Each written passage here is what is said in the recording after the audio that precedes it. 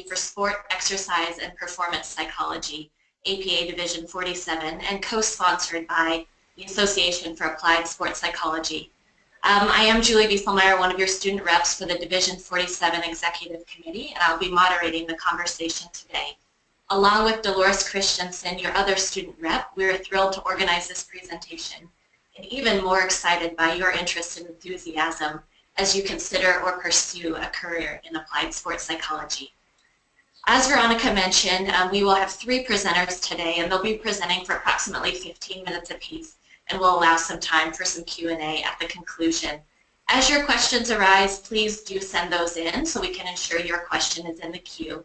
And if for some reason you are unable to stay with us throughout the duration of the presentation, or if you know others that would benefit from this presentation, it will be recorded and we'll post it on the Ask website. It will also be on the YouTube channel. We will be sending an email to both Division 47 and Ask listservs following this presentation, so you have that link. Before we begin our presentation today, I would like to take just a moment to introduce our 3 presenters. We are so privileged to have these sports psychology practitioners with us, and their years of experience is about equal to the number of years that sports psychology has been recognized in America. That's pretty cool. So joining us today, we have Dr. Mark Aoyagi.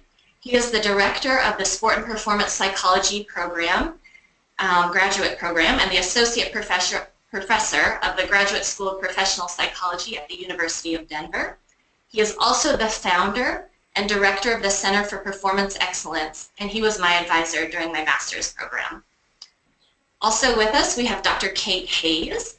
She is the director of the Performing Edge in Toronto, specializing in sport and performance psychology, and Kate is really the guru of applying what's considered traditional sports psychology skills to other performance domains, and she works with individuals, groups, teams, and so many different performance areas. Kate has authored 5 books and offers teleconsultation groups, and this is such a great resource for practitioners either in the latter stages of their training or early career professionals looking for supervision. She is also the past president of Division 47. And finally, we have with us Dr. Judy Van Ralt, and she is a professor of psychology at Springfield College. And Judy has published over 90 articles in peer-reviewed journals and presented in 18 countries. Wow, pretty incredible. And I know I've really enjoyed her recent article on the mental health of student athletes, plus rely on her work in terms of looking at ACL rehabilitation. Dr. Van Ralt is a fellow of ASP and APA Division 47. And with that, I would like to turn it over to Dr. Mark Aoyagi so we can learn about careers in sports psychology and how to find the right path for your desired career. Thanks so much. All right. Thank you, Julie. Appreciate the introduction. And as Julie mentioned, she's a graduate of our program, so this could be titled, So You Want to Be Julie Wieselmeyer. Very, very proud of her. And I'm told that we have over 400 of you out there, so I don't have that many relatives, so I assume most of you are here to hear Judy and Kate, so I'll try and be quick. All right, so I'm to talk a little bit about why sports psychology and what that's all about, and I'll start building off of a little bit of what Julie said, and then I'm sure Kate will go further with this, but I actually consider sports psychology part of performance psychology, so because the title of the presentation is sports psychology, I'm going to speak about coaches and athletes in sport, but in reality, I think it's really more about performers and performances. So with that being said, I think that the purpose of sports psychology, why there is a profession of sports psychology, is really to support coaches and athletes in developing knowledge, skills, and abilities for performance excellence. And I have a wordy slide here, which I actually don't like PowerPoint, first of all, and I don't usually put words on my PowerPoint, so this isn't a representative slide for me, but I thought it would be helpful for the audience there, since we're not in person, to have something to take notes off of. And so with this idea of performance excellence, I wanted to define that a little bit because it's not a term that's used super often, although it's becoming more common. And so basically it's just a scientific understanding of the mental and emotional factors that contribute to the development and delivery of skilled athletic performance. And there's a couple of pieces in there that I want to highlight.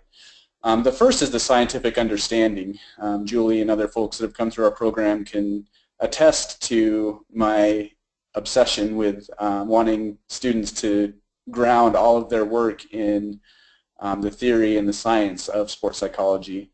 So what you'll hear a lot of times in sports psychology, and what I think Judy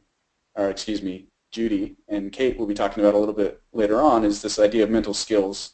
And obviously mental skills are really effective tools and things that we promote within our field.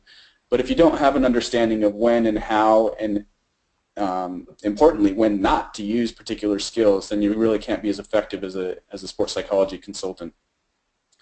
Another piece of this is that performance excellence is really in the eye of the beholder. So a phrase you'll again hear a lot of times in sports psychology is performance enhancement. And I actually don't like that phrase because a few reasons. Number one, I think that while we're involved in performance enhancement, it's really the coaches and athletes that are doing the performance enhancement. So I think it's a little perhaps heavy-handed for us to claim that term.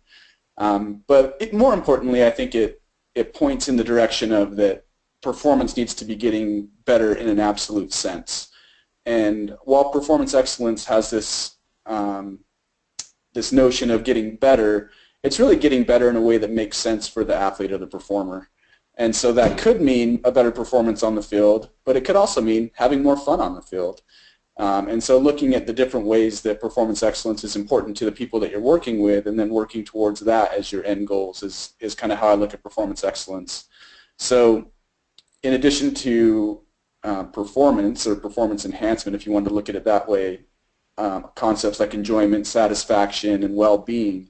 And well-being obviously is a broad term that can be split up into different aspects of mental, emotional, physical, spiritual well-being, and also on and off the field. So we'll talk about mental skills for performance excellence on the field, but we'll also talk about mental skills as life skills that are applicable to all different domains of life. So another aspect of why sports psychology I think is really desirable, and why a lot of athletes and coaches tend to seek us out, is this idea that mental and emotional capacities really make the difference when it matters most. So you'll hear, again, sometimes in sports psychology, people will do this little routine where they'll ask athletes how much of sport is mental. And athletes oftentimes, and coaches especially, will oftentimes report a very high percentage of what they do is mental. And while that's a nice way to illustrate the importance of the mental game, it's really not true. Sports are a physical endeavor, and it takes physical skills in order to perform at sport. But I think what the athletes are getting at and what coaches are getting at when they acknowledge this high percentage of mental skills, and what sports psychology consultants are also getting at, is that when it matters, when the performance is on the field, when the pressure is on, and when you're in a really key performance, then the mental skills and the emotional skills are really what separate those that tend to be successful and successful on a consistent basis from those that maybe just have a one-time great performance or just never have a great performance when the pressure is on or when it matters most to them. So if we could go to the next slide, please, Judy. Thank you. So another aspect here that I want to talk about with sports psychology is a lot of times we talk about training the brain or training the mind. And when we talk about it that way, it sounds like a singular entity, which physically it is. The brain is a singular entity. The mind, we can get into a whole metaphysical discussion about that. But what I want to emphasize is that training the mind or training the brain is really multifaceted. And so specificity is really important. So just like you wouldn't approach an athlete from a physical perspective and say, hey, let's train your body, it's the same with the brain. It's recognizing that there are different aspects to train within the brain and different parts of the brain that do different things. And therefore, that's where the specialty knowledge that we have in sports psychology becomes important, because you're trained to understand those differences, whereas coaches and athletes might understand little bits and pieces of the puzzle, but when the puzzle doesn't come together, they might not be able to add the other pieces that they might need. So I have here 4 examples below to illustrate this point. You see strength, endurance, flexibility, and resilience, and probably for a lot of us, we associate these terms with muscular, right? We might say muscular strength, muscular endurance, muscular flexibility, and muscular resilience. What I want to illustrate here is that these same markers of excellence relate to the mind and the emotions as well. So we could talk about mental strength, we could talk about emotional strength, and on down the list.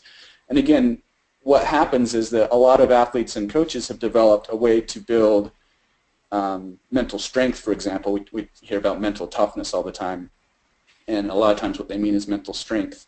But do they know how to build mental endurance? Do they know how to build mental flexibility? Do they know how to build resilience? Flexibility is really a key one. I think that's a really important area that not many people put a lot of time into. So with that, I'll conclude my thoughts on this portion, and then Judy and Kate are now going to, well. So I'll start in. Mark, that's a really wonderful introduction, and I'll pick up on a couple of things that you were describing. One is the whole issue of sports psychology being a part of performance psychology and the ways in which performance is generic. We may come back to that a bit later. Just wanted to underscore that. Also, actually, Judy, if you want to go back to the prior slide before this one. Yeah, thank you. So one of the things that Mark and his colleagues have really worked on at various points have been that whole issue of knowledge, skills, and abilities, KSAs, that are a cluster that I think come from the business world, but really looking at them in terms of performance or sport performance. So I wanted to underscore that. Another piece that seems really relevant to what you're describing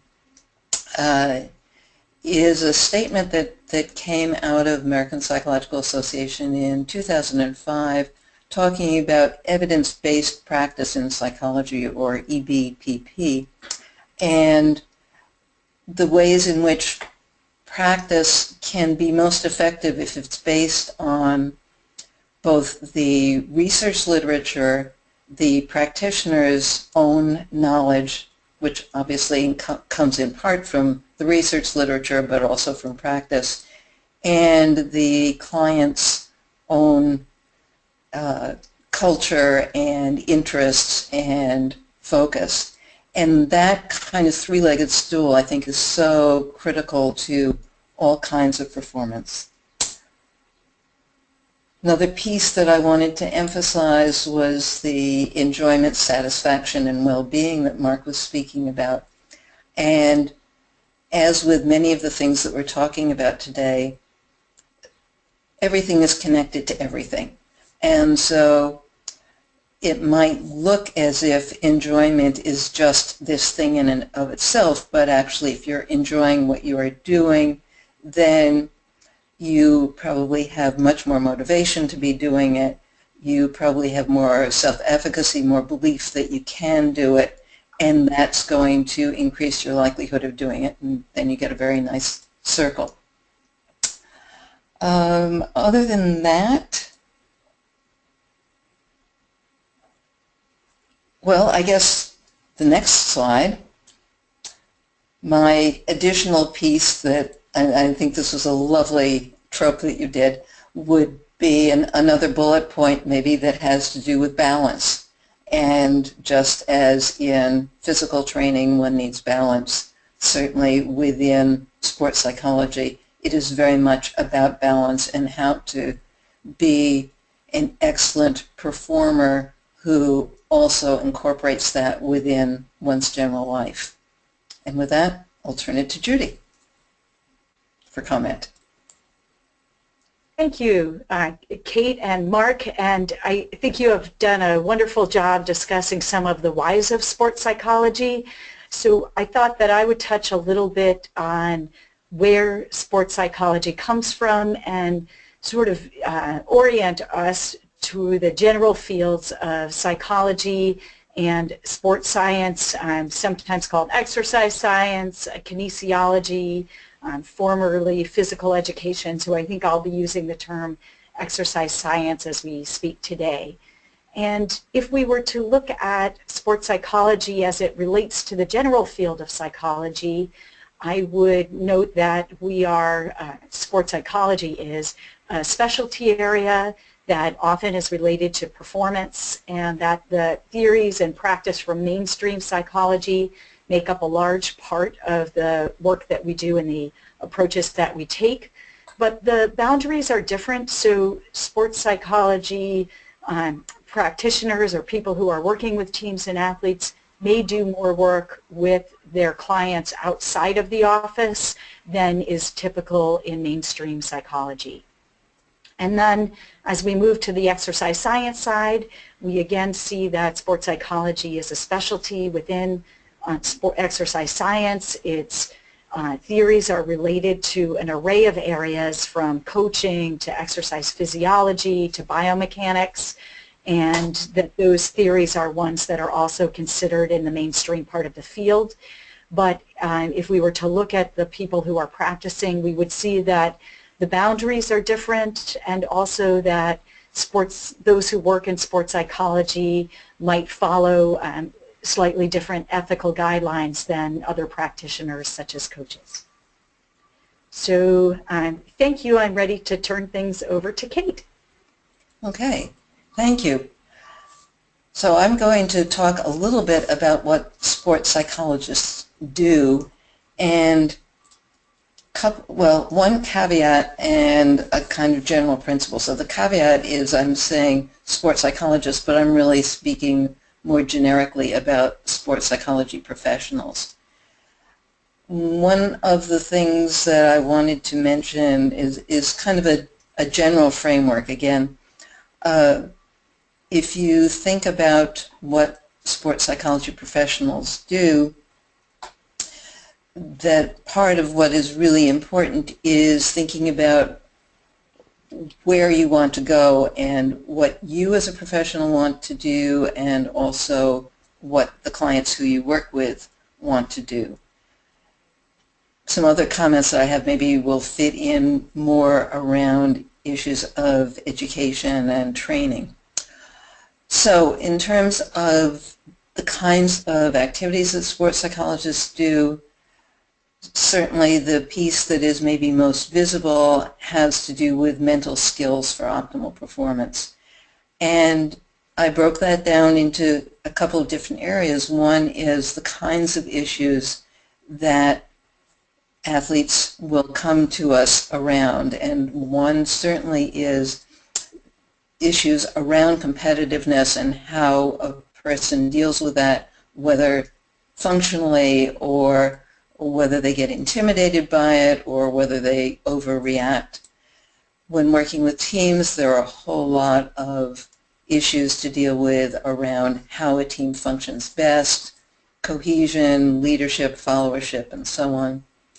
Motivation can be tremendously important, especially over time, and focus can also be central. Interestingly, as I was speaking, I gently moved my mouse and it took me off of the slide, and so I was having to both speak and think about, okay, have I just lost absolutely everything, and redirect my focus. So one of the things that I love about sports psychology is that the kinds of principles that we deal with are ones that apply to absolutely everything about how we perform and what we do.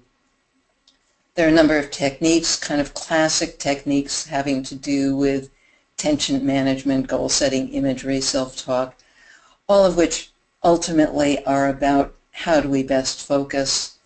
And a lot of the techniques come from the cognitive behavioral literature. More recently, there's a lot that is being incorporated from mindfulness and ACT. What happens, what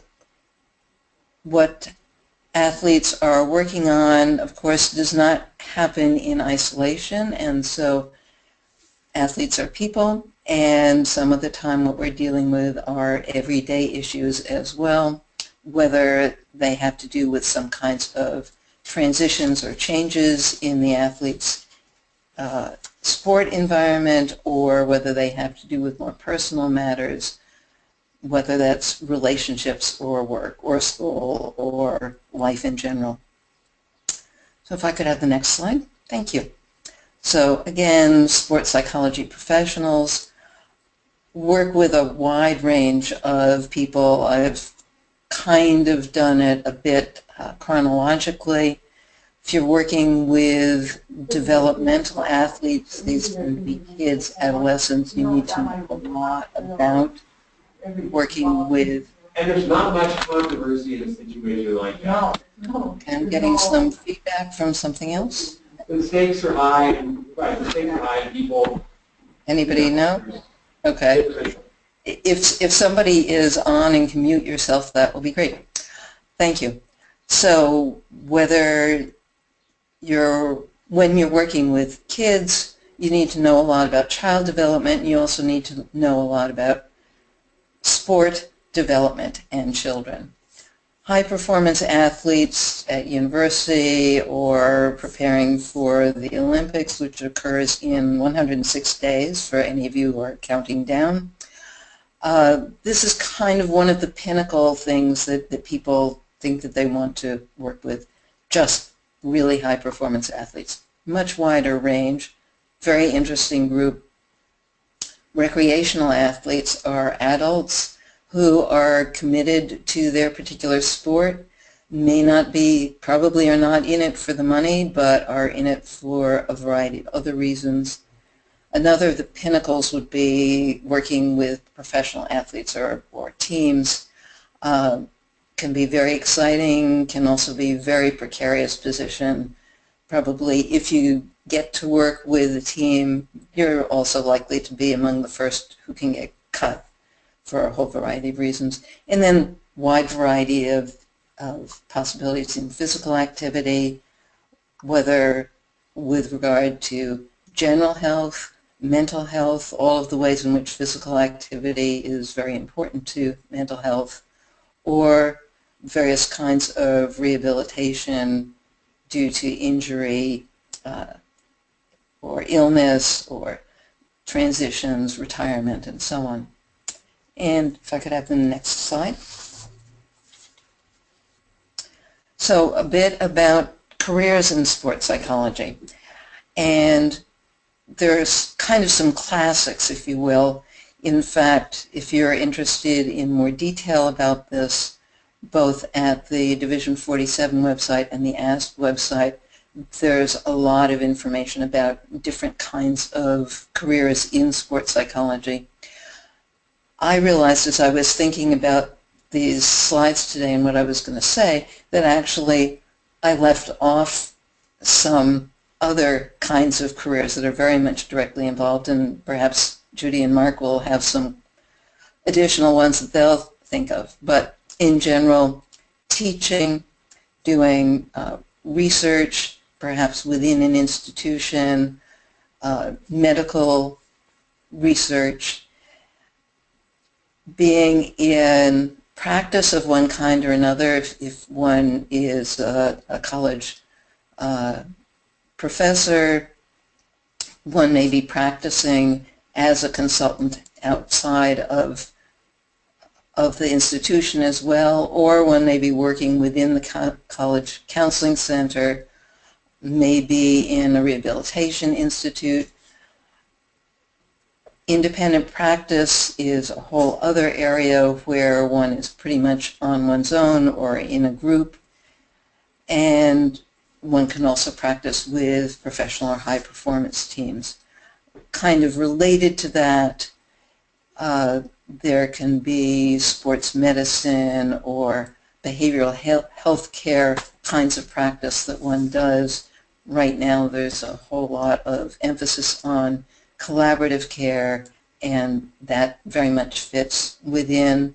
And then a whole other area that has to do with health promotion, whether as an academic advisor or as a coach or as working within a fitness organization or, again, on one's own. The next slide. So also really exciting is some other areas that have been emerging and stabilized to some extent.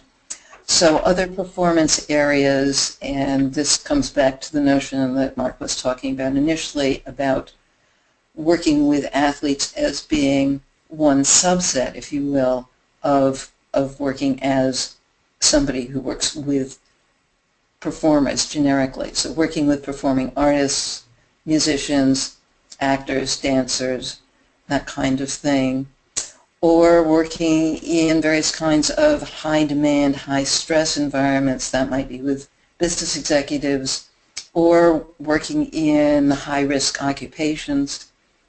The Army and I think perhaps some other of the military have a program called Comprehensive Soldier Fitness too. It's changed names over time, but they are actually, I believe, the largest employer of people who have graduated in sports psychology, working with people who are in life and death situations as emergency room physicians or surgeons is also a way of looking at the performance information that we've got and how it can be applied in other areas. Neuropsychology is a growing field, particularly with all of the information now on working with traumatic brain injury, and also then one final area would be working in as a life skills professional or a life coach. And I'll now turn this back over to Judy. Judy, I think. Thank you, Kate, and for that comprehensive overview of careers that are available to sports psychology professionals. And I thought I would take a slightly different tack in talking about those issues and talk about the skills that might be valuable for people who want careers to be successful in this area. So I would start by saying that much of this work, whether teaching, research, practice, health promotion, or these non-traditional careers, all are ones that are helping and not glory professions. So if a career for you is one where you're front and center holding up the trophy, that's not as much of a fit. A lot of these are supportive roles where people are a little bit more in the background and helping others. That said, you don't work alone as a sports psychology professional, so if you enjoy meeting and working with others, this may be a fit for you. I mentioned being comfortable in the background, but I also should add comfortable in public speaking. So you may be talking to groups of teams or athletes or teaching classes or working out in front as well. If you are able to maintain confidentiality, that is, to keep other people's secrets, that will be helpful as a sports psychology professional in a variety of these careers. It's also valuable if you're a person who can work non-traditional hours. So working in most of these jobs are not 9-to-5 propositions. Athletes and research happens, I won't say round the clock, but certainly not just during the 40-hour work week. If you have skills and interest in research or writing, that would be particularly helpful for the teaching or university careers and obviously for a research career, but it can also be valuable in other settings to evaluate the programs that you're doing and to assess the needs of those that you work with. And then if we talk about career requirements, many of them include travel with the team or in other settings. It might involve learning new teams and new cultures, everything from university to sports teams. Working internationally might be a possibility. So if you're a person who speaks multiple languages, that can be helpful. And then some exposure or interest to research and teaching. All of those are parts of sports psychology careers and skills and interests that might be valuable or a way for you to determine if this type of career is a fit for you. Thank you. All right, thank you to Kate and for Judy for setting that up. I'll try and maybe just add a little bit of variety here. So I'll start going back to Kate's first slide about techniques. And this is an analogy I use with my students a lot, that you have to be an expert in the techniques. You have to be extremely proficient in the techniques in order to be successful. That being said, the techniques aren't where the value is at for consumers.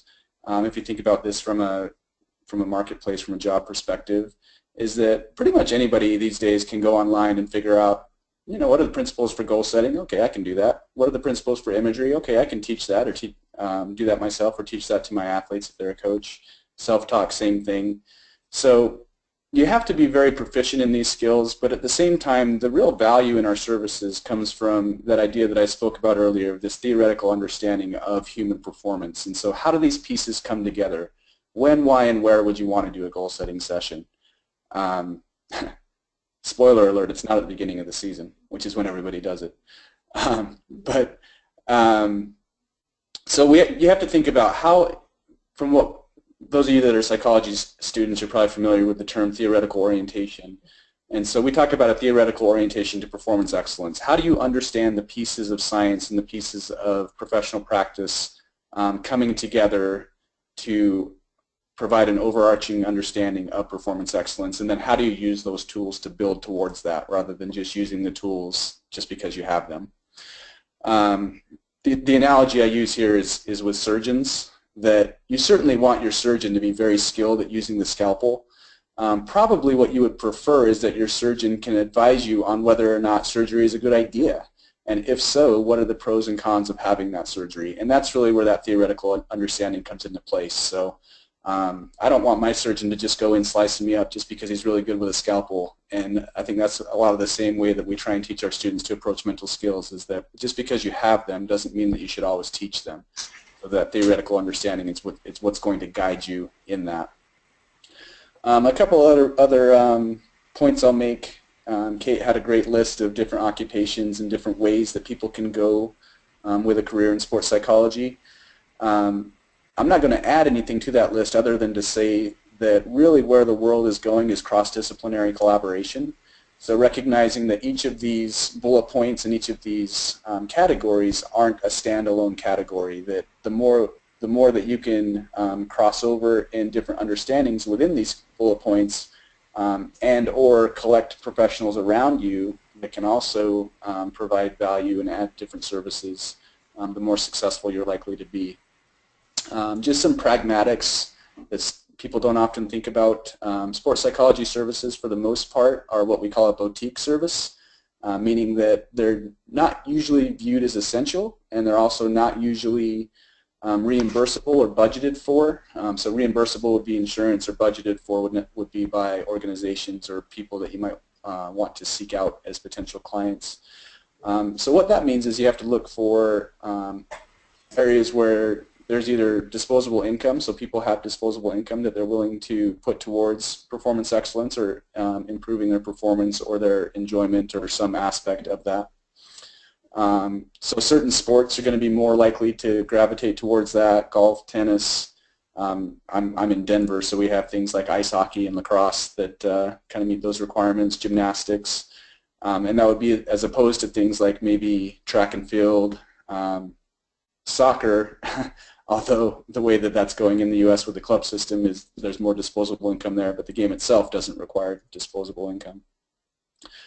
So anyways, just some things to think about there. So geography and marketplace as well. Again, being located in Denver, fun fact, we're the smallest market that has all 4 professional sports, which is indicative of the passion that the community here holds towards sport and performance in general.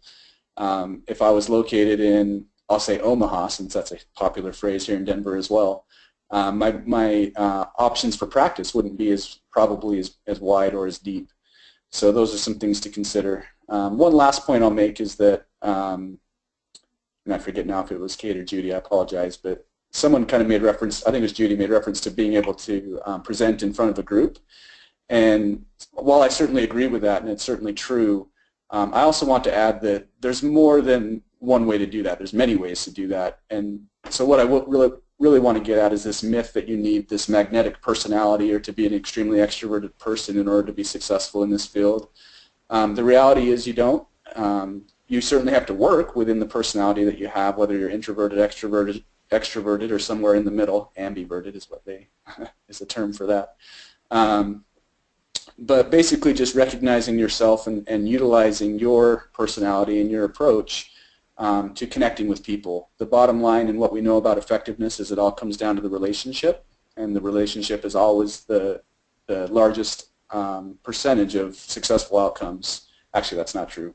Client motivation and client factors is the largest contributor to successful outcomes, but in terms of what students bring to the table, building an effective relationship is the most important part of that.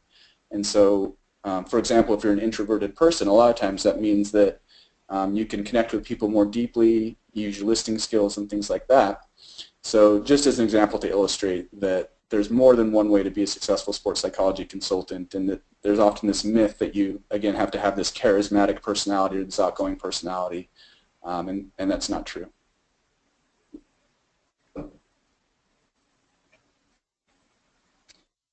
Thank you, Mark, for presenting. And I also wanted to extend a thank you to Julie and Dolores for organizing this presentation. I think some of the information that people might be particularly interested in, if they have stayed with the program this far, is if I have decided to become a sports psychology professional, what is the appropriate educational path for me to follow? And so for the next period of time, I'm going to talk about the education for sports psychology professionals, and I'm going to start at the undergraduate level because I think that's a place where many begin. So for undergraduates, it can be useful or very important to take coursework and decide whether you would want to focus on psychology or exercise science, or possibly focus on both areas. So someone might choose to major in psychology and minor in exercise science, or vice versa, or even double major, so get exposure in both areas. There are a few programs in the country that offer a sports psychology undergraduate major, and if that's available where you are, then great.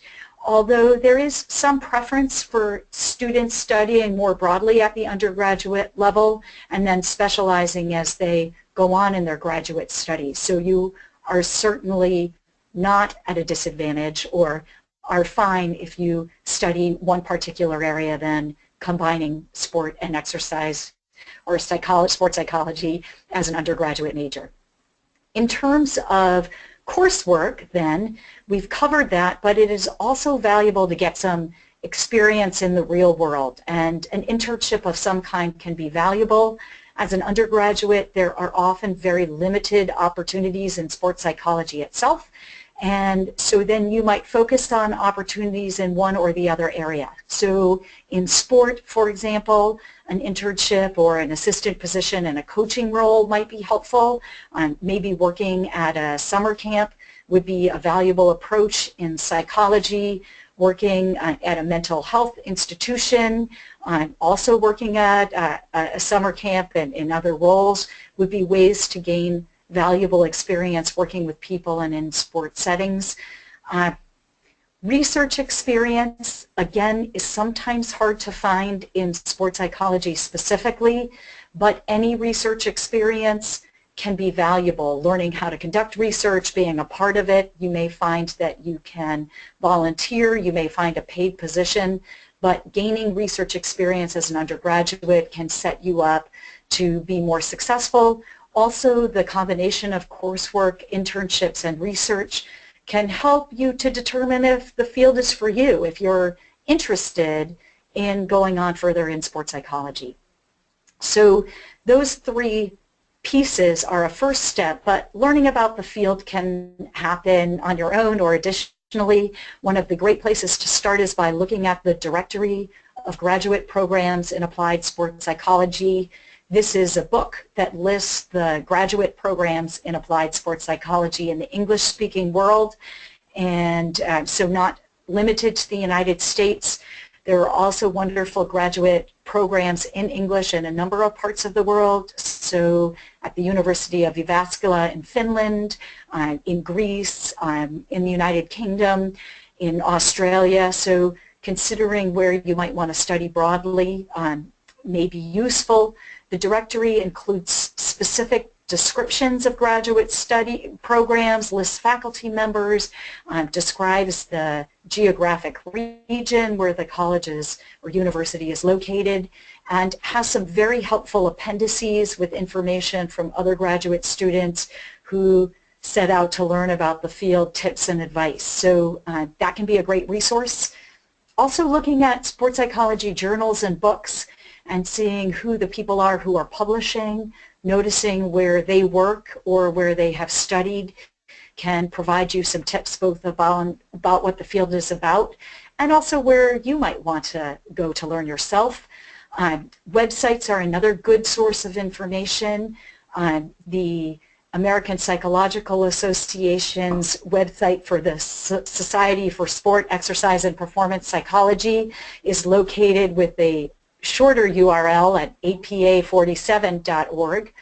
The ASP website is appliedsportspsych.org, and an organization called the Sports Psychology Council, which is an organization of sports psychology organizations, has a map of the world and shows where has links to sports psychology organizations around the world. So if you're interested in studying in a particular country or learning about the sports psychology organizations there, the site is available in more than a dozen languages, and you can click on that site and then follow the links from the local or national or international organization to educational resources for students. If you have taken courses, internships, and research in your area and read online, another way to gain information about the field is to attend conferences. APA has a national conference, and the ASP Sports Psychology Organization does, and there are other organizations that also hold sports psychology and sports psychology content-based conferences. In recent years, ASP has been sponsoring regional conferences around the United States, and these conferences are student organized and student run and provide a wonderful resource for students to present their own work, to attend and meet others in the field, hear outstanding keynote speakers, and make connections for a fee that is usually closer to the $30 range and much less than the national conferences, which can have registrations fees into the hundreds of dollars, although the APA conference has lower registration fees for students. So attending a regional conference in your area is a great way to get information. Also talking to students, faculty, networking, participating in webinars, all of those are ways to learn more about the field.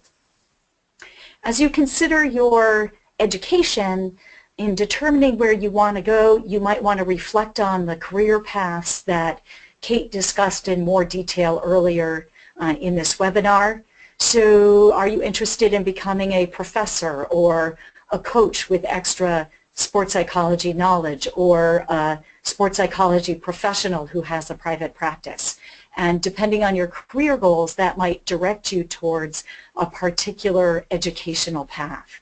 Are you interested in studying psychology at the graduate level, exercise science, or both fields? And that determination will direct you towards a program.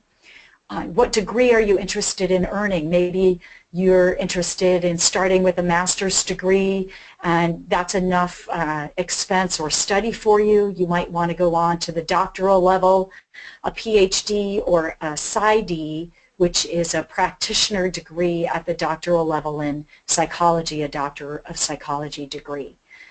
If psychology is the direction you take, you might want to look into licensure and certification. Also, you may be interested in becoming a certified consultant, certified by the ASP organization, and looking at their website, appliedsportspsych.org, will provide you with information about the requirements to become CC-ASP, both at the master's and doctoral level. So I think if I were to cut to the chase and you were asking me about education for a sports psychology professional, you might ask me which school is the best one. And I would say that the best school for you is one that matches your professional goals. So there is no one best school to receive training to become a sports psychology professional. The best school for you is the one that matches your professional goals. That said, a program that has a good reputation may be a valuable one to consider. That strong reputation is probably related to some of the other things I'm going to talk about now. Faculty scholarship, so faculty who are involved in the field and publish their research are ones who are likely to be knowledgeable about what's going on in the field today. Talking to students and alumni. If the students and alumni are satisfied with their education and their professional goals are similar to yours, then that can be a clue that that school might be a good fit for you. Are there funding possibilities? So education is expensive, and finding a program that meets your professional goals and that you can afford is also valuable. And finally, the location. And while I would say that your graduate education does not take forever, although sometimes it may feel that way, a location that's workable for you and your family is also an important piece. And then finally, once you know your career goals and you found a wonderful program, you might want to know what the people who are deciding about admissions think makes you an excellent candidate. People experience and some of the ways in psychology, in some counseling or people experience role or coaching experience, that's where those internship skills pay off. That can be helpful. Research experience, particularly if you're earning a research-focused degree, is extremely valuable. Strong letters of recommendation really matter. Admissions committees look closely at the letters of recommendation to see that you can do what you say you can do and that people who have worked with you enjoy doing so. A personal statement that matches the program is extremely valuable. It shows that you understand what's involved. You can contact the program and talk to faculty or students to find out more to make sure that your program, that your statement matches the program. Also, there's information in the Directory of Graduate Programs in Applied Sports Psychology for many programs and information on their website. And finally, getting your application materials complete and in on time, including letters of recommendation, which are somewhat out of your control, can really make a difference in being successful in the application process. Thank you. All right, thanks, Judy. I'm going to try and be succinct because I think we're blowing through our time here, but I'll add a couple of thoughts in terms of the undergraduate education and really throughout your educational process. I certainly agree with Judy that, I mean, you're going into a field that's at the intersection of psychology and sports science, so certainly getting more education in those areas is desirable. That being said, I also think that there's a lot of merit in having a general education as well, and so we've had really successful students come through our program that have been history majors, English majors, yada, yada, yada. So the point is, if you're not in one of those majors and considering this as a path to move forward, it's not a huge deal. Obviously, there's going to be variety depending on the programs that you're applying to. But I think it's really valuable to have a general education because it goes back to that relationship piece that the more stories, the more bits of knowledge that you collect, the more ways you're going to have to connect with people, and the more ultimately that's how you're going to be successful is through those relationships. There's a funny thing about our field, which is that, and this kind of goes back to the techniques and the theory piece that I've been hammering on a little bit here. Julie's heard it for many years now, so she's about to keel over. But the funny thing about our field is that the further along and the more skilled you get in the field, you actually have less answers, but you have better questions. And so the reality is that, to me, a fundamental skill to be successful in our field is to be curious, to have a real curiosity about people and about how pieces come together to form effectiveness, but really focus on finding the right questions as opposed to having the right answers, because that's where a lot of people get tripped up is thinking that they need to have the right answers, and the reality is that the questions are what's going to guide the people that you work with to find their own answers. Some other pieces about applying to graduate schools. One piece, and maybe this is more of a personal thing for me, but be careful about coming across as just being a fan of sport. And again, there's a reason for this, in that the people that you're going to be working with are athletes, and you can't be fans of them. You can be fans of them as people, but not fans of them as athletes. And so, again, it comes back to the relationship and not putting the people that you're working with on a pedestal and being able to connect with them on a very human level. In terms of looking at programs, and this is specific to if you're looking for applied programs or programs that are going to train you to be a practicing professional, which I think is the goal here. In addition to Judy's great list, I would add making sure that supervision is available and that the faculty are engaged and interested in providing supervision. That's the professional oversight of the applied work that you'll be doing. It's critical, and Judy and Kate have written a lot about this actually, critical to developing your skills as a practitioner, and something that quite frankly oftentimes isn't accounted for in faculty positions. And so there's a pretty wide variety on programs that offer it and how they offer it and the extent to which faculty are engaged in that. So really important piece of information to find out about. The way to do that, and the last thing that I'll say, is talk to current students and alumni. Judy made a point of this, but I'll add a further reinforcement of it. As faculty and professionals like Kate, we can kind of talk about what we think goes on in the program. The students know the real deal. So definitely talk to students and find out their perspective, and as well as alumni, and looking for alumni that might be graduates of programs that you're looking at that are doing the things that you want to do. Thank you. I'll chime in with a few additional pieces, absolutely underscoring everything that Judy and Mark have said already. One is the whole question of why one would even go to graduate school.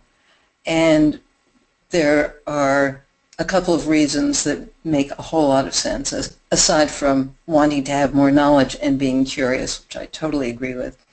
One is that you actually probably are more likely to make more money. There's some recent research that said on average psychology majors with graduate degrees earn 33% more than psychology majors with only a bachelor's degree.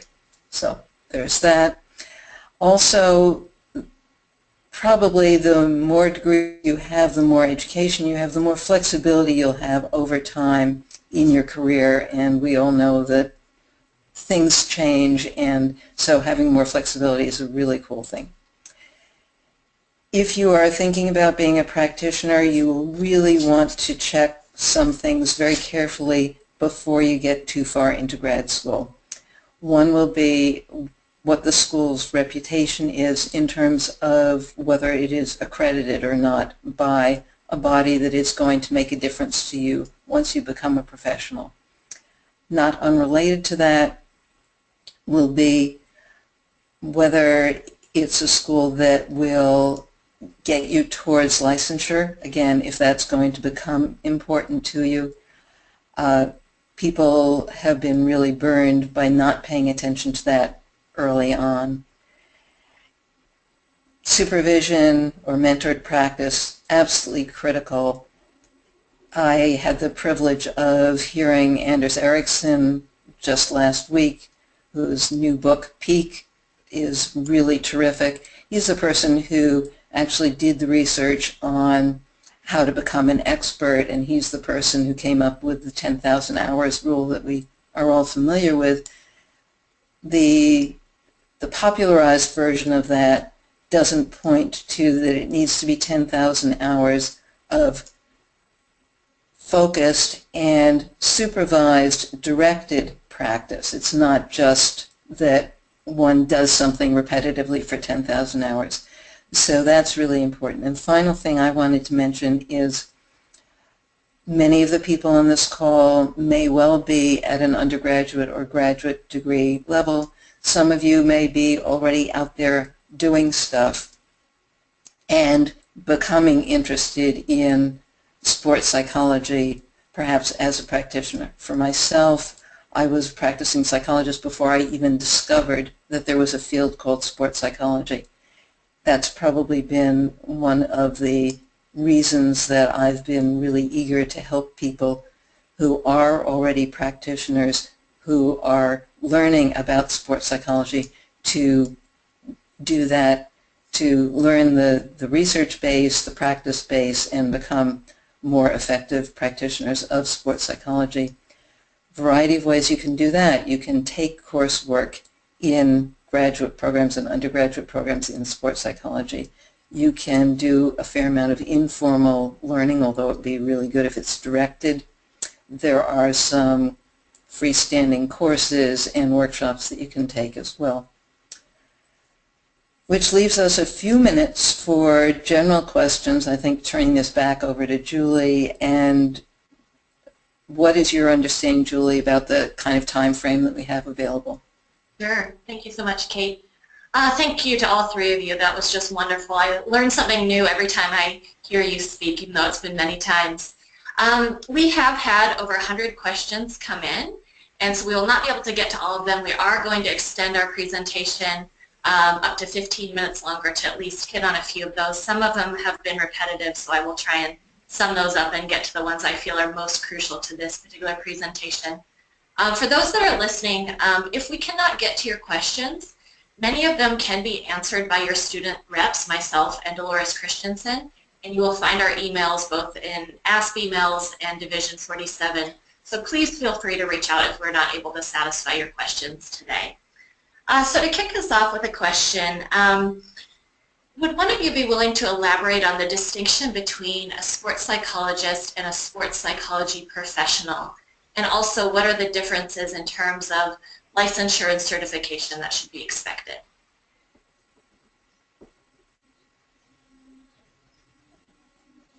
Mark, would you be willing to take that one? Sure. So I'll give you the pithy answer, which is that a sports psychologist means that you have a license to practice. Well, so it gets complicated really quick, but there's different regulations at the state level, at the national level, and obviously internationally. So it's convoluted and complex, but in general, to call yourself a sports psychologist or to use the title psychologist, you have to be a licensed psychologist or a registered psychologist. So that would be the difference between a person that's a sports psychologist and a sports psychology consultant, and then that leads into the many other derivations of title that we have.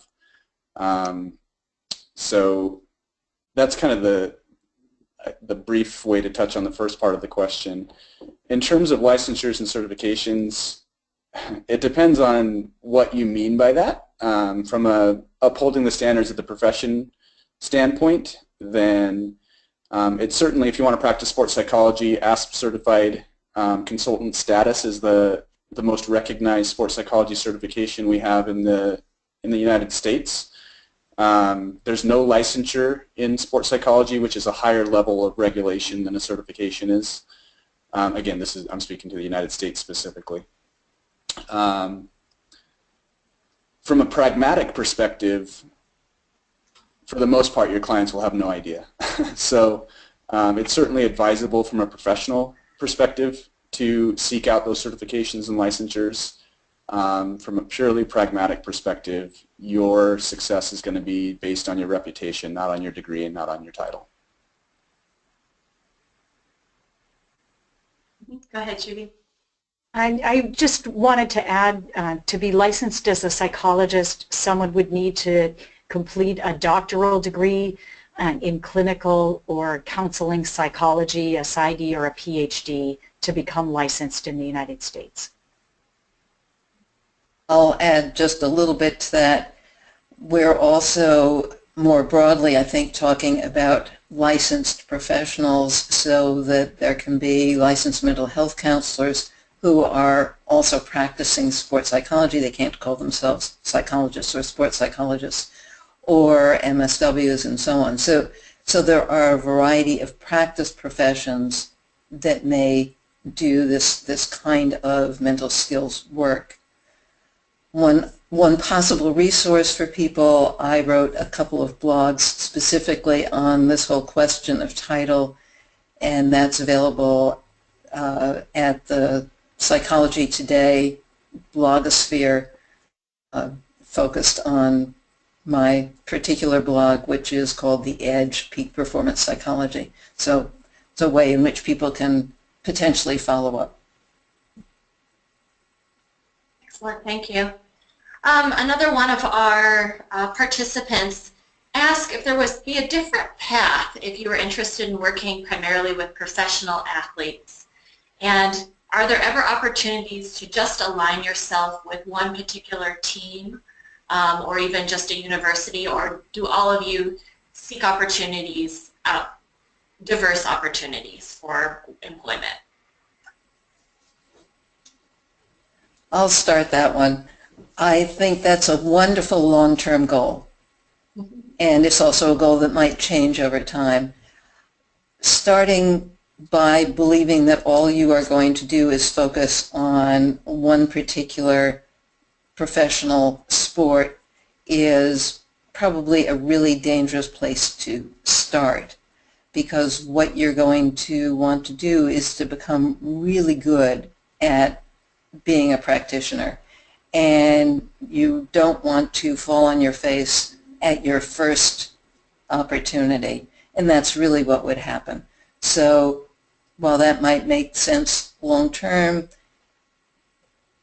you want to start by working in a way that is going to be much more protective of you and your learning status. And I would also add there's sort of a assumption hidden in the question, or maybe not. I don't want to speak to this person's question, but the wide world, that the sports psychology professional who works with a professional athlete is somehow at a higher level than someone who works with perhaps developmentally disabled children.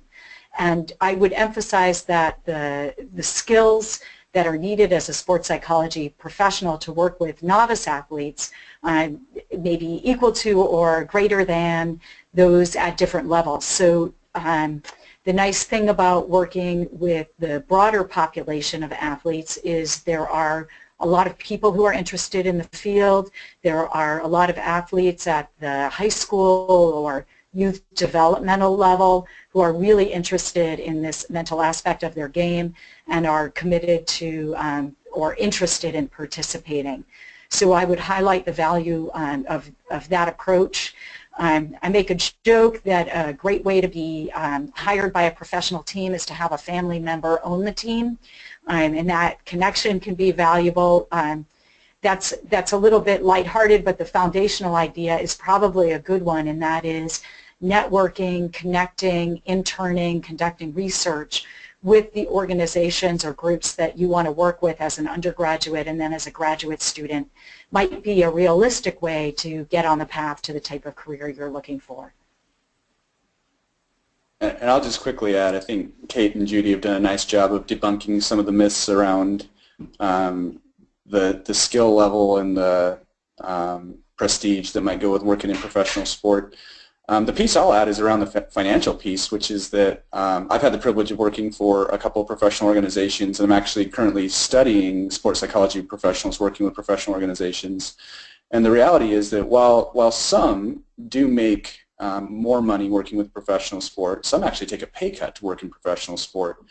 And so, you know, you look at player salaries and you think there's so much money, and there is, but the reality is not very much of that is spent on support staff, and a lot of times the attitude is that the support staff should work for little or free because of they can capitalize on the affiliation with the professional team. So just kind of want to debunk that myth as well. Oh, can I say one more thing actually? I'm just going to put out a plug, since I'm assuming we're talking primarily to students and people that are interested in joining the field. And since we're talking about professional sport, that leads to a very specific population. And we don't have a lot of people in our field that match that population. So if you're a person of color, or if you're Spanish speaking, or if you have some of these other characteristics that are unique to professional athletes, we need you in the field, and I would strongly encourage you to continue on your journey. Great point. Well, thank you so much. You spoke a little bit about the science of sports psychology and theoretical orientation, and we had a number of questions around that. One of our participants asked if you ever feel like you need to select a certain theoretical orientation or a certain type of psychotherapy. And I'm wondering if you could talk a little bit about your theoretical orientation, and if you are flexible with that, do you have one that you stick with, or does that change based on what's best for the client or the athlete? Would anybody like to take that one? I'll start. To my mind, that really goes back to that three-legged stool that I was talking about before, and what Mark was talking about as well in terms of the interaction between the client and the athlete. The more different kinds of theoretical frameworks and tools that you've got, the more you can figure out what's going to be the best match. And I think it can be hugely broad. My training background actually was in psychoanalytic psychotherapy, which I very rarely use when I am working in general, when I'm working with athletes. It was a framework, and there are pieces of it that are useful. The kind of classic mental skills do come out of cognitive behavioral therapy. As I mentioned, increasingly people are making use of all of the rich information that's available from Eastern philosophy through mindfulness and ACT. So I think in the most effective way, one should be eclectic. So I'll build on that a little bit and say I work from a biopsychosocial model, which includes awareness of biological or physiological factors as well as psychological factors, and also pays a good deal of attention to the context. In that context could be the individual sport team, the cultural context, the language or background. And so consideration of all of those and not just the psychological approach I found to be very valuable. I haven't found a lot of pressure to espouse one particular approach, but I imagine that if you work in a particular organization or setting, that there may be preferences expressed, and understanding different theoretical approaches and also yourself may be very helpful in addressing those situations where your approach really is an important question or aspect of your work. So this question invites me onto my soapbox, so I'm going to try and be careful and brief. So in terms of theoretical orientation, what people generally associate with that and what the term is appropriately used for is the theories of personality developed in psychology to understand human behavior. So those are certainly critical to doing sports psychology because athletes are people first. So you need to have a theoretical orientation to human behavior. It's not the same thing as a theoretical orientation to performance excellence. And so a lot of times people just directly take a theory from psychology, so say psychodynamic or CBT or whatever, and apply it directly to performance, and it doesn't necessarily work that way. And obviously this is where you have to have a theoretical understanding and scientific research to underpin what you do. So that being said, personally, I am a mindfulness ACT person, as Kate made reference to, so that's how I understand human behavior, and then I utilize that understanding of human behavior to influence the way that I understand performance excellence. Just piggyback on that for a moment. What we are, in essence, is translators, that we may have a huge amount of knowledge about particular theory, but our task in working with the people who we work with is to translate that in a language that they are going to be able to understand and make use of. Excellent. Thank you so much. We're going to try and squeeze in 2 more questions. This one I'll address to Judy. Is sport and exercise psychology, as the programs and the traditional practice we've been talking about today, the right field for somebody who wants to focus their career on physical activity interventions for those who are generally unhealthy, at risk for diabetes, obesity, or other health concerns? Thank you for the question, and I think the area of health and exercise psychology is one that may be a really fruitful area for students. There's a lot of interest, there's funding from governments as well as businesses in this area, and where there is funding there are career opportunities. So I think absolutely yes, but with the caveat that the perfect program for a particular student is one where there are faculty doing research in the area, where there's expertise in the area, and where students and alumni can say that attending this program helped prepare me for a career in that area. And so I think it's a very good track if there's an academic fit with the particular student and program. Thank you. And Mark, the final question is for you. You gave us the teaser earlier, and we had some participants who wanted to know when is the best time to run a goal-setting session. Okay. Well, I'll flesh that out. So it goes back to again, the theme here is what's the theory behind what makes goal setting effective. So the reason I gave the pithy beginning of the season thing is because goal setting is primarily utilized to increase motivation, to increase collaboration and understanding around a shared goal, and to redirect or direct the focus and energy of the team. At the beginning of the season, most teams are motivated, more or less on the same page, and more or less focused. So why would you do a goal-setting session then? If the team needs to be redirected or remotivated or refocused, then that might be an effective time to use a goal-setting session. But typically those things, and that's not to say that doing a goal-setting session at the beginning of the season is bad or wrong, just that it's an easy go-to rather than looking at what would really have the biggest impact at that particular time. Excellent. Thank you so much. Thank you, Kate, Judy, and Mark. We really appreciate the knowledge and wisdom that you've shared today, and I trust for the participants they'll take away some very important pieces for how to pursue their desired career path in applied sports psychology. With that, this will be the conclusion of our presentation today. Again, I'll remind you that this presentation will be posted online for future viewing, and if your question was not answered today, do feel free to reach out to myself or to Dolores Christensen, your student reps, and we will do our best to answer your questions. Thanks again.